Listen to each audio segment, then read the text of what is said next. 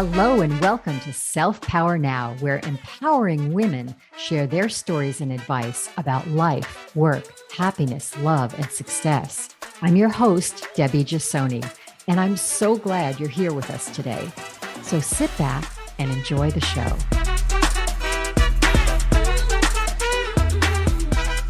Today, we're talking to Dr. Kiera Lane, a wellness and fertility expert in Chandler, Arizona, who focuses on solutions for complex health issues, including gut and thyroid health, hormones, fertility, and more. Dr. Lane is a licensed naturopath physician, acupuncturist, fellow of the American Board of Oriental Reproductive Medicine, and SIBO certified with a background in clinical nutrition. Wow, that's impressive. I could barely say all that in one sentence, but there's more. She's also the author of award-winning books, has been a practicing physician for over 22 years, and is the founder and medical director of Arizona Natural Medicine, providing integrative and individualized family care. Oh my goodness. Welcome, Kiera. Thank you, Debbie. I'm so excited to be here. I love to share information, and I'm happy to be here. Thank you. Well, you're excited, and I'm so impressed by your accomplishments and background, which definitely speaks to your passion and commitment to heal people, whatever the method. You know, most doctors I've known focus on one type of healing, whether that be, Western medicine or acupuncture or naturopathic. And many times I find the missing ingredient is expertise in nutrition, which you have it all, which is really about treating the whole person, not just symptomatic. But you didn't set out thinking you'd be a naturopath doctor, did you? No, actually, I was a music major. I played the cello for many years, and I started college as a performance major. And I had no idea that I would be a doctor, but really the profession found me.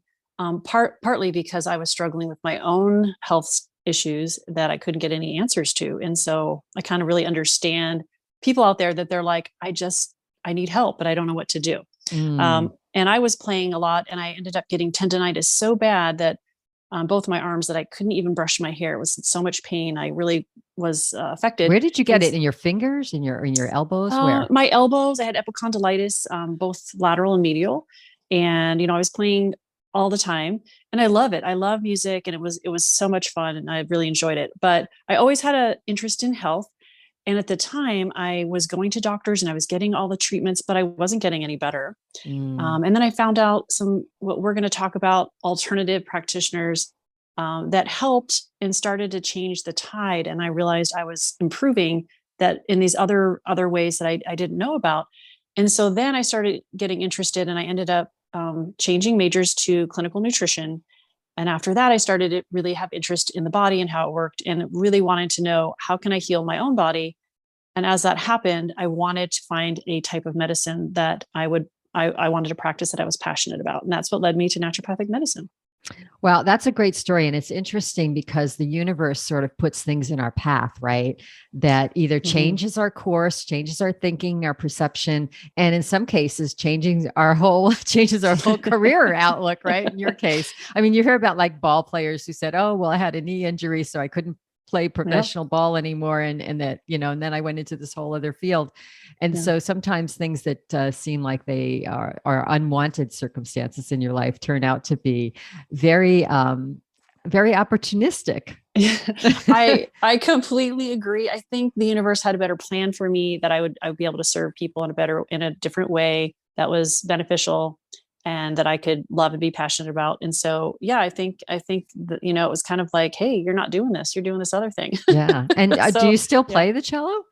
I play every once in a while. I still love music. I like to sing. I do have a passion for music. But I don't play like I used to, because I still don't like to overdo it in terms of like typing and things. But I play every once in a while. I can't, I didn't play as like I used to, but I still have a great appreciation for music. Yeah. Absolutely. And you can still have a passion for it. It just doesn't, I mean, if you did that as a profession, you would have to be really, really meticulous, and yes, and that would be really hard. And having those elbow I asked you about the elbow tendonitis, because I've had that on both, and doctors have called it, on the one side tennis elbow, on the other side golf elbow, and I haven't gotten them from golf or tennis. I don't know why they call it that, but I know that those kinds of things sometimes are worse to get rid of than a break. It just takes months and months and months of healing. So I get that. And I understand how difficult that is to get through. And of course, makes you want to look at different avenues for healing. I think people often get confused or fear holistic medicine. They think it may be like woo woo, or they think they have to go see some Asian practitioner from China or something. Can you, in a nutshell, describe exactly what does a naturopath do as opposed to any regular medicine, Western medicine doctor that we, usually would go to here in the United States? Absolutely. So, I mean, there is a lot of confusion on terminology, holistic, functional, alternative, so I'm going to speak right now about what naturopathic, what type of doctor I am. And then we can always cover some of the other terms because it is confusing for people. They don't know, what does that mean? And sometimes, I used to think that before I knew what it meant. Too. I didn't well, know you hear things like holistic, naturopath, functional. Yeah. So yeah, just tell us what this all is about. Okay. Well, first I want to kind of let you guys know that, some people will call themselves a naturopath, but, again, terminology is important in how you define it. So, what I'm talking to is as a naturopathic physician. And so, a naturopath, somebody who identifies themselves, may not be a naturopathic physician. So that's what I'm referring to. And naturopathic physicians are licensed physicians. Their training includes all the biomedical sciences, all the ologies, gastroenterology, gynecology, all the things that you would learn in medical school. So it's very similar curriculum, just so you know, in terms of the background. We go to medical schools that are accredited by national accreditation boards for learning medicine. And it goes into basically all the biomedical sciences. It goes into the clinical application and seeing patients and diagnosis and labs. We learn pharmacology. But in addition to that, we learn these natural modalities. So this is kind of a little bit different. So we learn about homeopathy, we learn about nutrition, we learn about, botanical medicines and how they interact and the chemical components and how they interact with meds, how they interact with other things. And so we learn about, lifestyle counseling, prevention. So there's a different element there in terms of the actual education. There's a lot of broader, there's even more that you have to learn, which is sometimes harder. But really, so it's almost like a specialty with, so you have to do everything a regular doctor does. And then you have to go get your specialty and do all those other, learn all those other modalities, similar to like, someone who wants to specialize in, heart surgery or something. They have to then go that other path, right? In addition to a medical doctor. So it's quite a journey. It is. And it's, it's very intense, just like medical school, but you're learning these other modalities in themselves. So kind of the way I explain it is, it's like an umbrella, right? A naturopathic doctor is a licensed physician. They're overseen by a medical board and, they refer to other physicians potentially and things like that. But when they see a patient, their umbrella, hanging down from that umbrella, they have different modalities they can use. They can use homeopathy, they can use physical medicine, they can use botanical medicine, they can use, counseling, they can use nutrition. So there's a lot of modalities that's available. But additionally to that, the philosophy of a naturopathic physician is very unique in that even though the training is similar to other doctors, the approach is different. So the naturopathic doctors are trained to look at the whole person and really look for the root cause. So when I have a patient, for example, who comes with, let's say they come with, maybe they come with GERD, GERD and heartburn and things like that. Maybe a traditional doctor would say, okay, you have GERD, we've identified it. We're going to give you Prilosec or some other over-the-counter, depending, or a prescription medication. As a naturopathic physician, what I do with that patient is I try to figure out the why. Okay, is there a diet element here? Are they reacting to a food? Do they have a parasitic infection? Do they have intestinal bacterial overgrowth? Do they have a food allergy? What is happening? Is there something emotional that's causing this acid production? So it's not just treating a symptom, it's looking at the cause. So what I love to do, and that's my favorite thing of what I do, is to be a detective. And I get to go, okay, what thing is why do you have this? It's not even what, how to treat it, but it's like, if we can treat the underlying cause, we can have not only a resolution of your symptoms, but no return of your symptoms. And it's long so term. much, that is so much more difficult for you as a physician to look at, because every single person is completely different. So two people might have that same exact symptom, but it comes from completely different root causes. Exactly. So I'll give you an example, and I'll talk more about naturopathic medicine as well, but I'll give you an example that pops in my head. And if my patients listens to this podcast, she'll laugh, because no names though. no names. I will never, I'm a vault. I say nothing. I'm very private that way, but I keep everything very confidential. Even if somebody knows somebody that knows somebody, I don't even say it. Nobody knows it. And my patients know that. But I had a patient, it's a really funny story. She came to me for the first time. This was many years ago, but she came from the first time, and she had GERD. This is this particular example I was thinking of. And she, had gone to a gastroenterologist, and she even took, medications. She really didn't have a resolution of her symptoms. And she did all these just things. Back up a second. Yeah. Is GERD is that an acronym for something? Maybe tell our listeners what that is. Oh, sorry about that. Yes. No, that's okay. I was just, assuming it was something to do with the gastro stuff, but I may as well learn something too myself today, right? Okay. I apologize for that. Yes. It's gastroesophageal reflux disorder. And so basically it's like heartburn, like chronic heartburn. A lot of people have heartburn. How many people take Tums, right? Oh my gosh. I think it's one of the biggest medicine thing, over the counter medicines. People just pop those things like they're candy. Exactly. So, that's what I'm referring to. So I'll call it heartburn, but she had this chronic heartburn, and she did everything that was told, and she just wasn't better. And so she came to me, and so I listened, and, again, a naturopathic doctor, they take time generally. I take 2 hours with my new patients, and, follow-ups are an hour. So it's not 7 minutes. You have to have time to create individualized care, and to look at the whole person, and to figure out the cause. So I talked with her, and I figured out, okay, I know this is going to sound like not strange to maybe your listeners, but, she did all the conventional stuff. And when I listened to her, I identified that I thought the problem was more emotional. She had a lot of stress, high powered job, and she internalized a lot of her stress. And so my approach to that was I gave her a homeopathic medicine. And, we'll talk a little bit more about homeopathy, but it's using a dilute amount of a plant or substance. It's its own kind of medicine, which we'll talk about.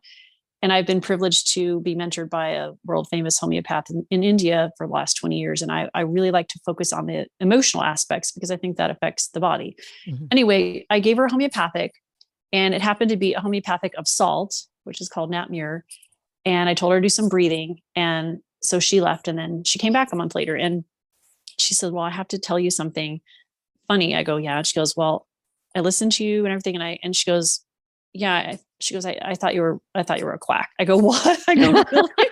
And she goes, why is that? I was very medical and very professional. And she said, because you told me to take this homeopathic water and do deep breathing. And I said, oh, well, how was your heartburn? She goes, oh, that's gone. She goes, that was gone in a day. I'm here about my shoulder.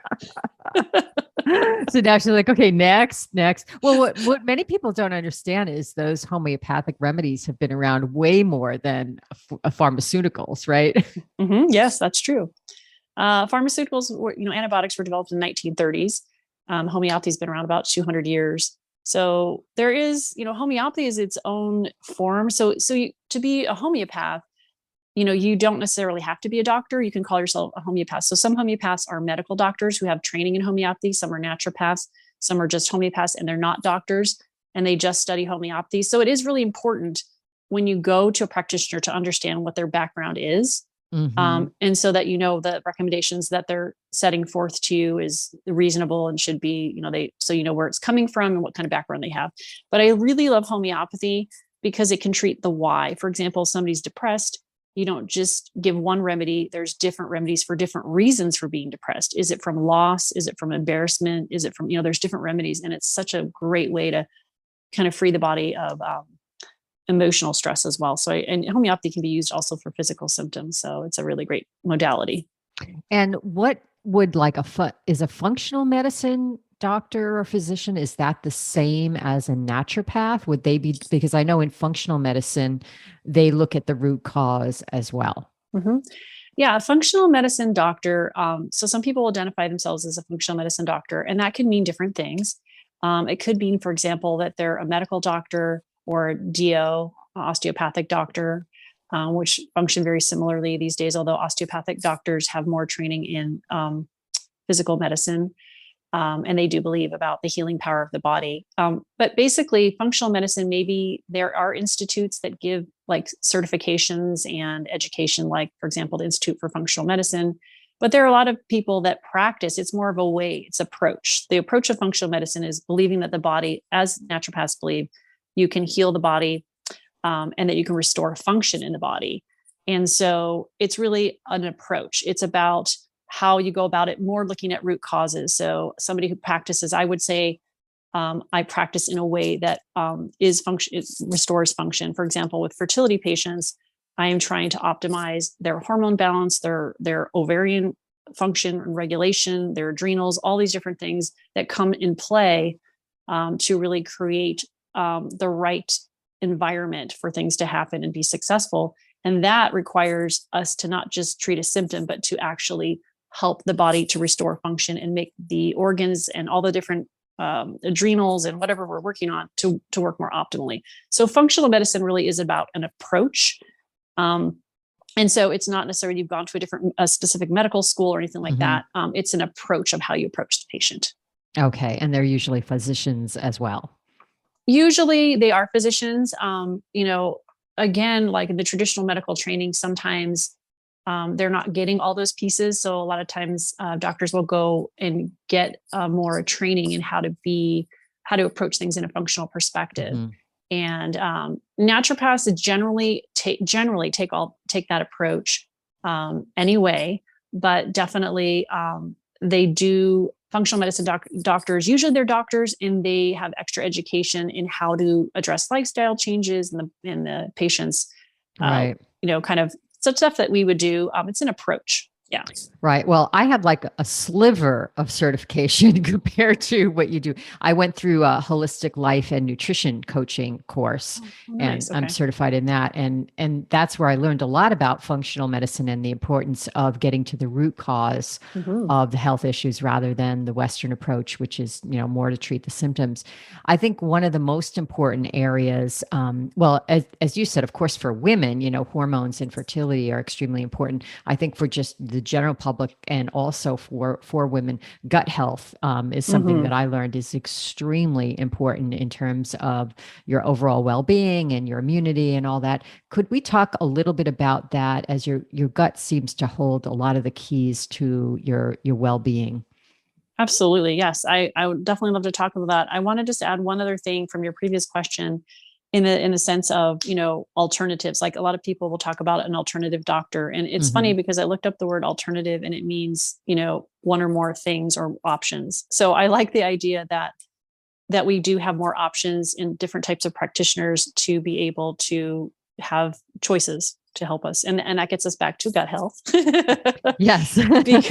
because I'll tell you, there's a lot of people with problems with gut, and the gut health is very important. So gut is kind of our center. One of the things that happens in the gut is we have our first immune defense against things that we bring into the body.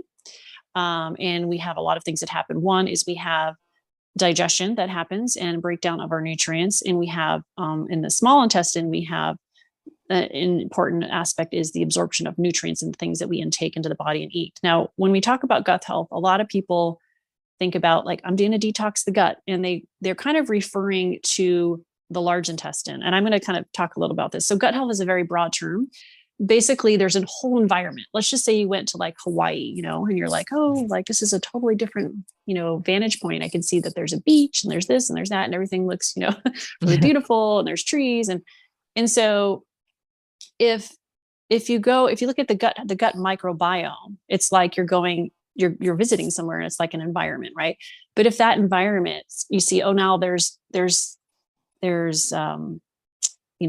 trash on the beach. Now there's, things that shouldn't be there, and things aren't looking the way they should, and the water is Mm-hmm. not the right color. So the environment can change, and it really affects our health. Part of that is we have immune responses that happen in the gut. We can have poor gut health. And one of the things that now we've identified is something called small intestinal bacterial overgrowth, known as SIBO.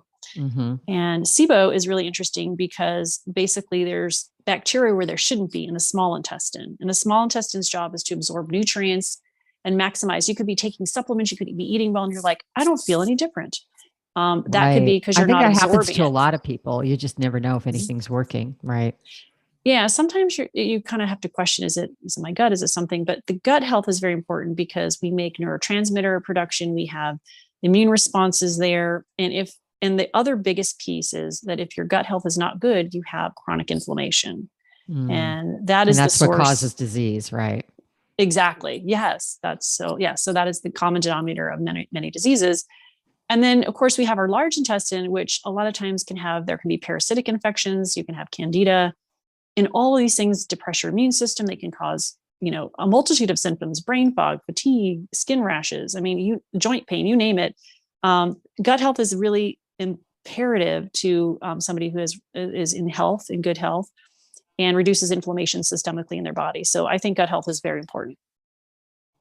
So you can have a lot of different symptoms, like you said, brain fog, and you don't even know that it's gut health. I mean, if you don't really go to a practitioner, a doctor that understands the connection, you might just be getting, just go out and get some, acid reflux Mm-hmm. over the counter stuff. I mean, that's a great example of when someone should really consider seeing, an alternative practitioner like a naturopath, don't you think?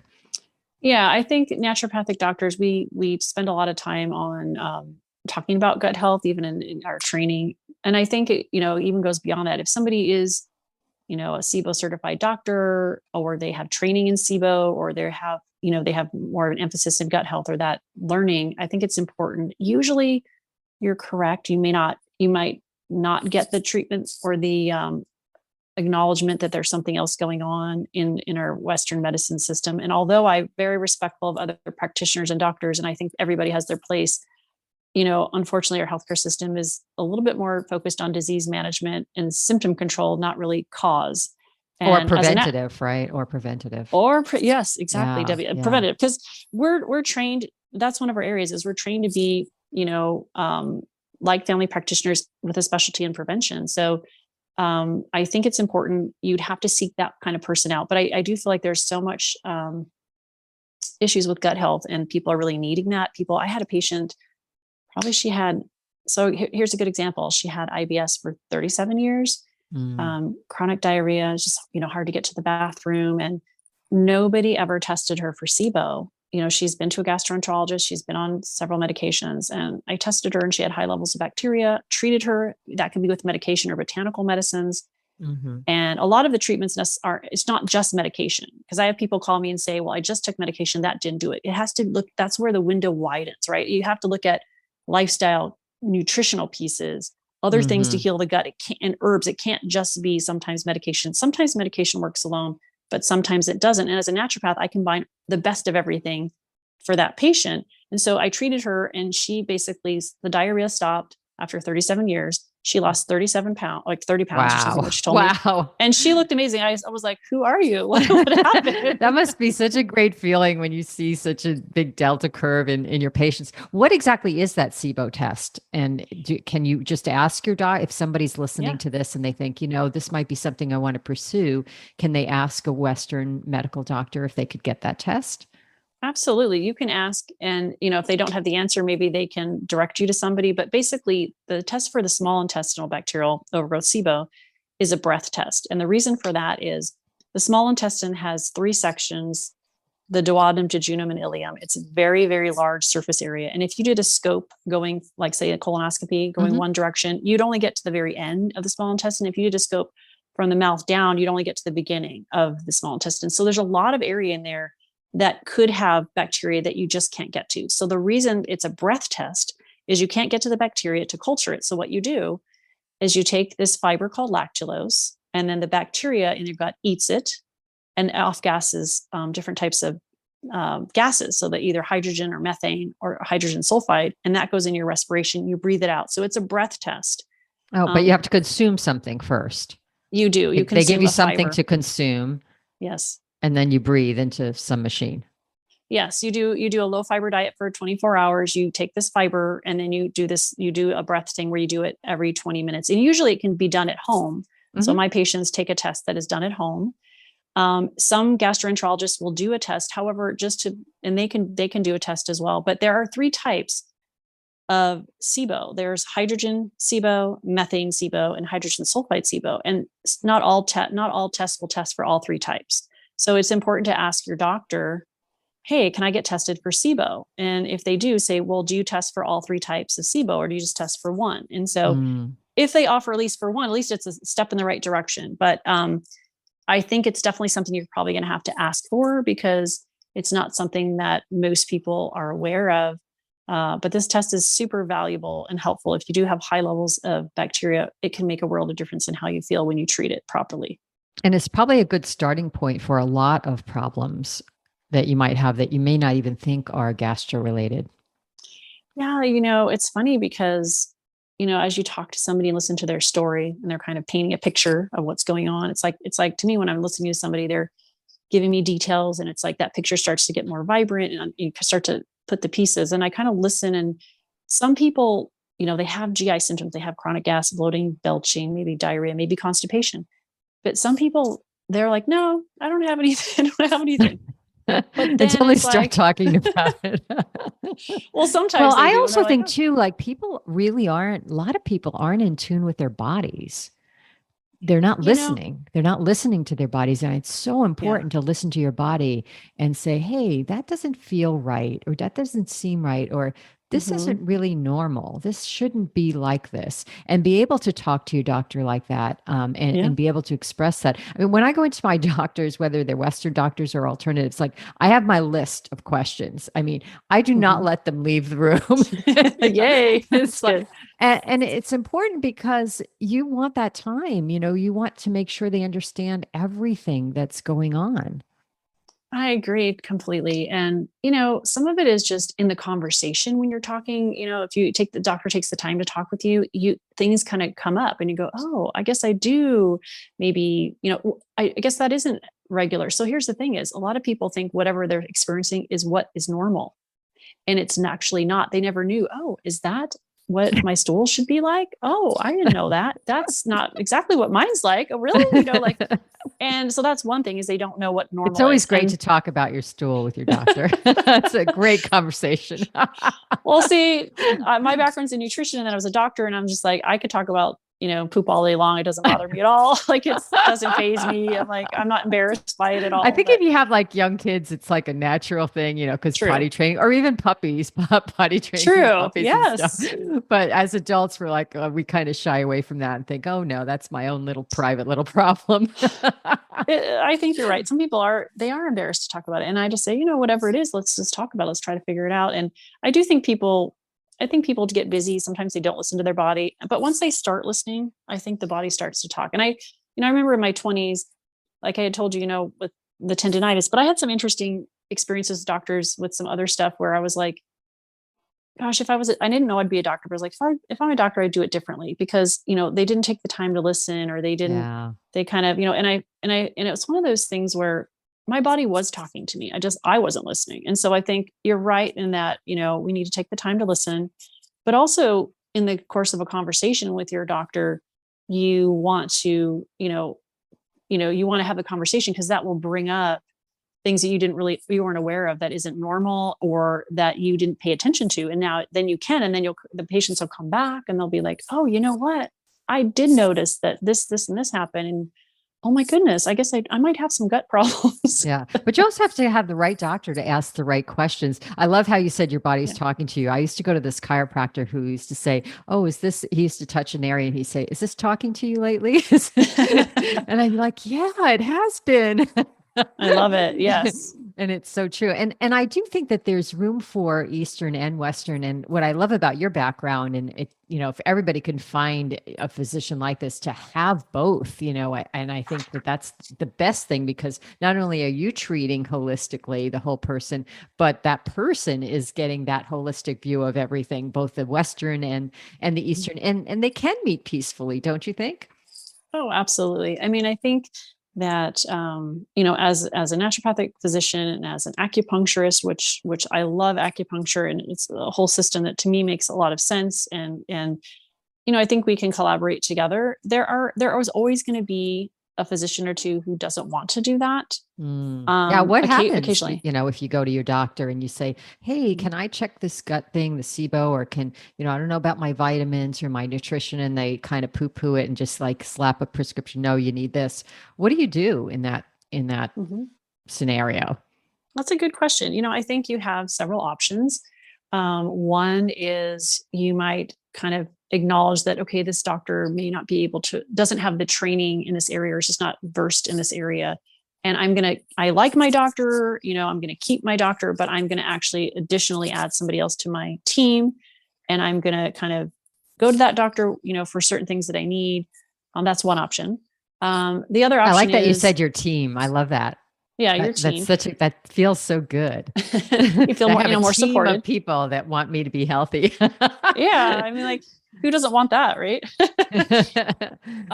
So then the other option could be, there are some cases where that person is just not, maybe they're not helpful, maybe they're not listening, and it's time to make a change. So there could be that. There could be you keep that doctor and you have somebody else. I have different scenarios with my patients. I function as a primary care provider for some of my patients, but some of my patients, their insurance or different things, maybe their Medicare, they want their one doctor they see once or twice a year, and then they come to me with all the other pieces to kind of put the pieces together. I usually tend to kind of be that grounding post to like put all the pieces together and talk things out with my patients, even if they've gone to other specialists, just to make sure that they're on the right track and things are cohesive. Hmm. So, but the other thing is to kind of understand that each practitioner has their own skills and they excel in certain things. So let's say your acupuncturist, acupuncture is amazing for so many things, even GI health, fertility, pain. And an acupuncturist might be really helpful, but they can't prescribe necessarily. It depends on the state. In California, they Hmm. might be able to prescribe certain things, but maybe they can't prescribe labs, or, so Right. somebody like me Right. can incorporate it. So I think there's a place for everybody. I think people can work cohesively together, but unfortunately, sometimes you have to be your own advocate and create your team that suits you. And that doesn't mean you have to, throw away the person you have if you really like them. You Right. have to just understand the limitations and then decide what is the best way to proceed for you. Right. And it's always good when you get solutions that work to bring those solutions back to your Western medicine doctor and say, hey, this really worked for me, so that they can kind of broaden their perspective too and say, well, because really, all doctors want their patients to be healed. I mean, that's why Yeah. they're in the profession. They're not really there to be antagonistic or anything. They want you to be healed. They want you to feel better. Oh, absolutely. I have lots of colleagues and friends that are medical doctors, chiropractors, DOs, PAs, nurses, practitioners, and everybody wants their patients to be healed. Sometimes um, they have limitations on their tools and whatever it may be, but I think innately people want that. And so, yeah, I think it's just about finding the right people that fit for Right. you, and Right. working with those people. And since we have listeners all over the United States, and some even in other countries, if someone were wanting to find a naturopath, what's the first step? If they don't have a recommendation to someone, or is Mhm. there a society or a website or something that they can look at where they can find Absolutely. something? Yeah, I would recommend they go to naturopathic.org. And naturopathic.org is the site for the American Association of Naturopathic Physicians. And not every naturopath is a member, but anybody that's listed there, they've gone to an accredited school. Otherwise, they can't be a member, and they're licensed to practice medicine. And so Hmm. that they're a legitimate physician. Right. And they list by state. So you can go into your state, your zip code. You can say, find a naturopathic doctor. They also have information about the profession and what we do. And so it's a good resource for people. That's really helpful, and we'll have that on the page too. Oh, I want to ask you one last question, because I know just in the two of us talking and trying to organize time for this podcast, how busy you are. And as a doctor, and especially you who have so many different, healing modalities, and you take so much time with your patients, I feel like you're a person who is constantly giving to other people. You're giving Mm-hmm. your time, you're giving your expertise, you're figuring out those puzzles and all that stuff. And in this show, we talk a lot about giving back to yourself and feeling empowered. What do you do for yourself to give back to yourself so that you can have that energy and that Mm-hmm. the energy is important, of course, but also the time and the energy to give back to others? I'm sure that you have to like replenish your own source of energy. Do Mm-hmm. you have any kind of daily rituals, or what's your go-to things to do? Yeah, it's definitely important, because if I'm not in a good space, I cannot help anybody else. Yes. So one of the things that Very I do, important, by the way, exactly what you said, for every single person who is a mother, a working mother, mm, or spends all their time on their job, and they feel like they mm, have no other time to give back to themselves. I yeah, always suggest to people that if you do that, you're never going to have any energy to be good to anyone else. We've yeah, been, and it's yeah. true. Yeah, I'm sorry. It's so true. I would say, I don't do it perfect all the time. Sometimes I'm like, man, I did too much and that was not good. And I got to go regroup. But some of my, like, no, I might have overdid it there. But I think my basics are diet. I've always been, relatively good. I cook fresh vegetables, or I eat organic vegetables. I cook, like, the other night I made gluten-free, dairy-free homemade lasagna. I don't Mm. have a lot of time to cook, but I'll cook in pieces and I'll freeze it and I'll make things accessible to myself. I feel So are like, you vegan, Kiera? no, I'm not vegan. I do eat meat, but I don't eat gluten or dairy Hmm. or soy or eggs. A lot of Because things. you figured out for yourself that doesn't work, right? It doesn't work for me. It's Yeah. not, I wouldn't say that but for me, and I feel really good when I eat really clean. Yeah. So I eat really well. And that to me is everything, because I feel like throughout the years, if you're eating poorly, it affects your thinking, your clarity, Hmm. your Hmm. energy. So that's one thing I do. And the other thing is exercise. I'm big on exercise. I swim 3 days a week. I don't miss my swimming. That to me is like my medicine. Hmm. It's good for my body. It clears my mind. So exercise is important. In diet, of course, sleep. And sometimes I get less sleep than I want, but I think those are like your basics. The other things I do is I do a lot with what I tell my patients. Like, I take certain supplements and help to restore certain things in my body. And when I'm super stressed, I really like to do deep breathing, which helps Mm. me. And I I also, when I have pockets to meditate, I used to meditate every day all the time, but time is of essence. So I try to do things where I can. Well, And your the other thing swimming is, could be meditative, you it can is meditate and get into that meditative. zone as well. Yeah, Yeah, exactly. and As long as self-talk. it's anything that shuts down the mind. Yeah, self-talk. So sometimes I talk to myself a lot.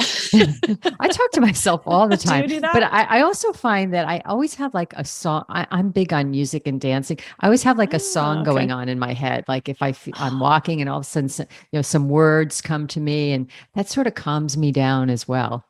Oh, music. Yeah, that's Yeah. another thing. Yeah, so you do Yeah. that too. Okay. Yeah, I'm always Yeah. curious what other people do. I do what I can, and in some days I do a great job and some days I don't, but I always, it's on my mind, what can I do? And just kind of putting you as a mom. I'm a mom and a physician, and I'm busy, and so sometimes I kind of go, okay, I got to put myself on the list, and I got to make sure I'm Yes. doing something. Yes. And also I have my team, of practitioners and people that my go-to people if I'm needing something with my body or whatever. So I feel like we all should have that. And I think it's really like your basic, to me, it's like your basic oxygen mask. Yes. Sometimes I want to do more for myself and I don't have the time, but sometimes I do, the things that I do, I'm consistent with. So I feel like that helps me. My exercise and my diet are like my basic things. Yeah, and give yourself a break when you can't do it all. Sometimes you Yeah. can only exercise for half the time, or maybe that's a day that you're off completely. And that's okay. That's all okay. Well, this Yeah. has been I feel like we can talk for hours because of course, you have other things to do today and other patients to deal with. So maybe we can have you back again and go dive into some of these other issues a little bit deeper. But thank you, Kiera, for your presence here today for us and all of your insight. I hope you can come visit us again. Oh, absolutely, Debbie. Thank you for having me. And I would just say to your listeners, if you're struggling with a health issue, there's always a solution. And, maybe you just need to contact the right person and try to figure out. I always like to say, don't give up, just, The regroup and solution is reach out. out there, right? And Yeah, you've like got, pivot, you pivot. give a Yeah. lot of health tips too on your Instagram pages, right? I do. I give health tips about SIBO and gut and thyroid and all that. And I have two Instagram accounts. One is Arizona Natural Medicine, and the other one is Dr. Lane Complete Fertility. Hmm. And I think I'm always, and even though stuff is fertility, even if you're not, it's all about hormones. So it's like as well. So it's like both sites have videos and tips. And if you're looking for that, I'm happy to share with you.